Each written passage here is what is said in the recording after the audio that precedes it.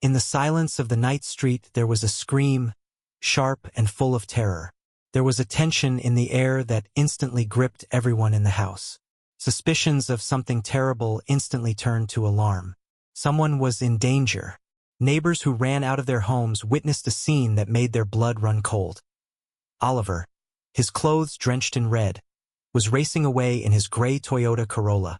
In his haste to leave this crime scene, he left his bloody arsenal, a machete, lying like a hideous shadow on the ground. Police arrived on the scene within minutes. Senior Lieutenant Saul Cotto and Corporal Jeremy Somanigo approached the house, their faces serious and their gazes determined. They knew that something terrible awaited them inside. What did they discover? Helen Castillo Rodriguez was born on May 28, 1998, in the warm and tropical region of La Carrero in the province of Western Panama, located about 37 kilometers from the capital. Although there is little information about Helen's early life, it is known that she is the daughter of a woman named Sully Rodriguez Miranda, and only the last name Castillo is known about her father. Helen's childhood was spent among the busy streets of her hometown, where she developed a bright and energetic personality. She graduated from Dr. Armodio Arias Madrid High School in the same city where she grew up. Her mother Sully was born on May 13, 1978. She reportedly has 2 daughters besides Helen, although this has not been confirmed by her or other family members. Helen was an ordinary girl of her generation who used social media to express her personality and connect with others. Her active and joyful postings reflected her love of life and her desire to share happy moments with others. Among her interests was the Mexican series Como das el Dijo on Televisa, which she mentioned in her online profiles. At some point between 2018 and 2019, Helen's life changed dramatically when she met Oliver de Jesusa Delgado Gonzalez, a young man 2 years older than her. He also resided in La Serra. Oliver was born on August 5, 1996, and attended a vocational institute in the same city. Their relationship grew quickly, and in 2019, they found out that they were expecting a child. The arrival of their first son, whom they named Luam, filled the house they shared with Sully with joy. Despite the challenges they faced as young parents, Helen and Oliver tried to give their child the best. However, it is not known whether they consummated their marriage. Over time, as Luam grew older, Helen established herself as a caring and devoted mother, always willing to do her best for her son's well-being.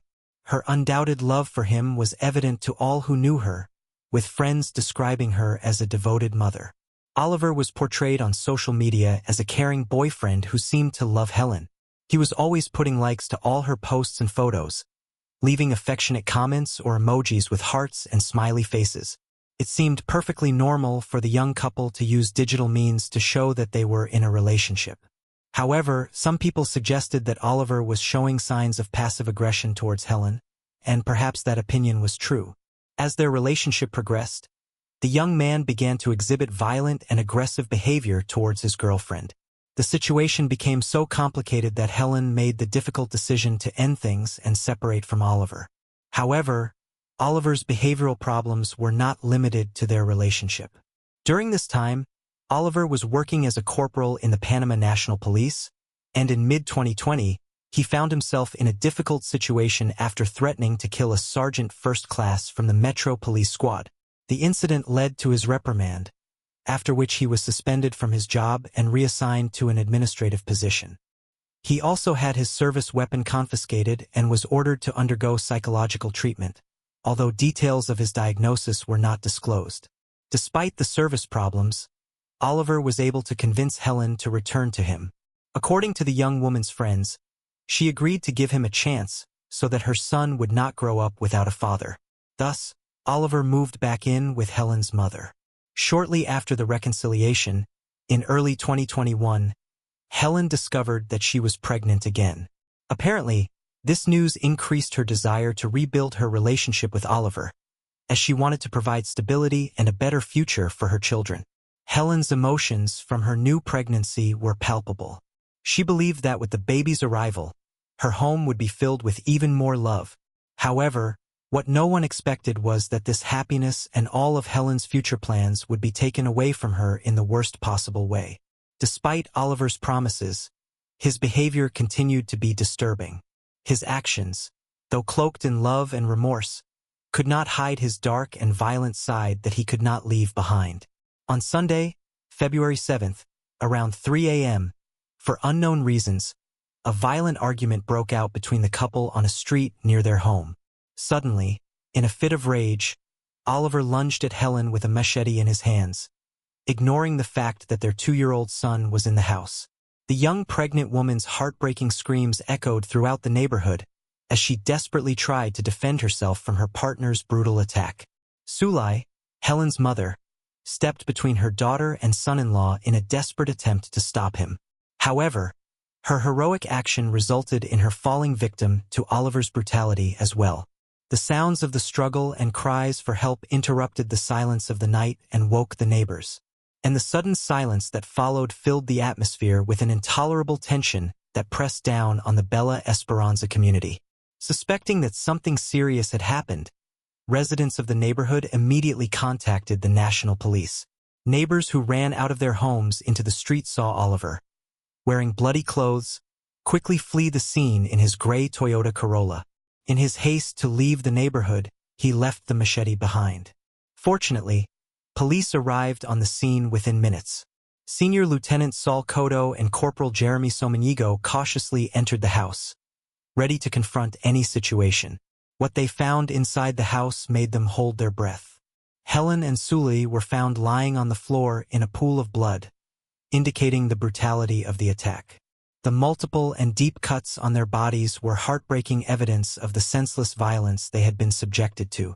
Police officers quickly helped transport the victims to the Nicholas Solon Hospital, where Dr. Edwin Manfred and his medical staff rushed to give them the care they needed to save their lives. Helen's condition was critical, with 23 wounds all over her body. Some of them affected vital areas such as her neck, forehead, and arms. Her life literally hung in the balance. Despite the efforts of doctors, the young woman could not hold out and died from her wounds at 3:45 a.m. Sulai managed to survive the horrific attack, but her injuries made her severely weakened. She was taken to St. Thomas Hospital, where she received constant medical attention for several days while she fought for life after suffering the terrible effects from the attack. News of Helen's death and Sully's serious condition spread quickly. Friends, relatives, and neighbors of the family were plunged into deep grief and sorrow. While Helen and her mother were in the hospital, authorities began an intensive search for Oliver. Reports soon came in that his car had been seen on Kerosene Street in the Lopez neighborhood, where the home of Oliver's brother, Vidal Delgado, is located. The police were on a continuous search to apprehend him as soon as possible. Upon receiving this valuable information, the officers acted swiftly. A large number of agents went to the address and surrounded Vidal's house, depriving the criminal of escape, blocking all exits. Oliver was trapped and finally decided to surrender to the authorities. The arrest occurred on Sunday, February 7, 2021. At approximately 5:35 a.m. Oliver was escorted to the La Chorrera police station, where he was questioned and prosecuted for his horrific crimes. 2 days after the brutal attack on Tuesday, February 9th, the arraignment hearing was held. For 2 long hours, Oliver listened in silence as he faced the most serious charges: feminicide in connection with Helen's death, as well as attempted feminicide and attempted murder of Sulai. Feminicide is the term for murdering women because of their gender.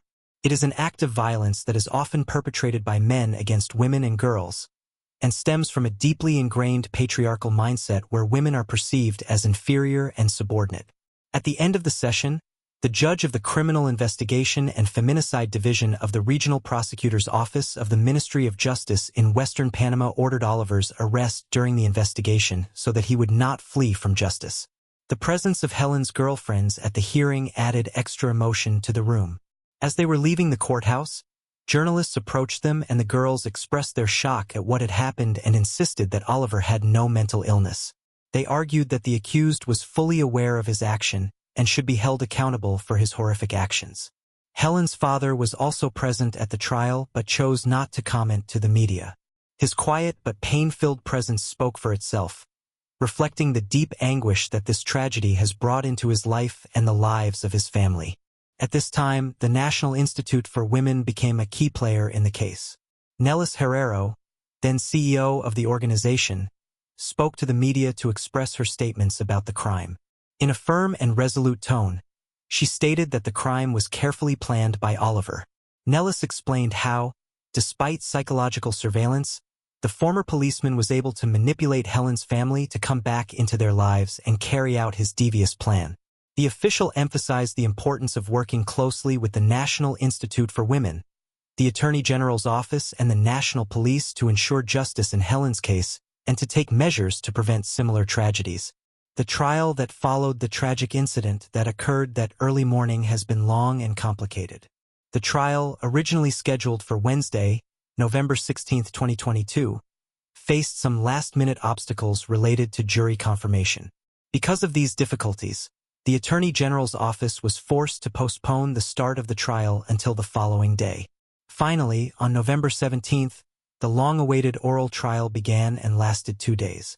During this time, the chief homicide prosecutor played a key role by accurately listing all the forensic evidence and testimony relevant to the case.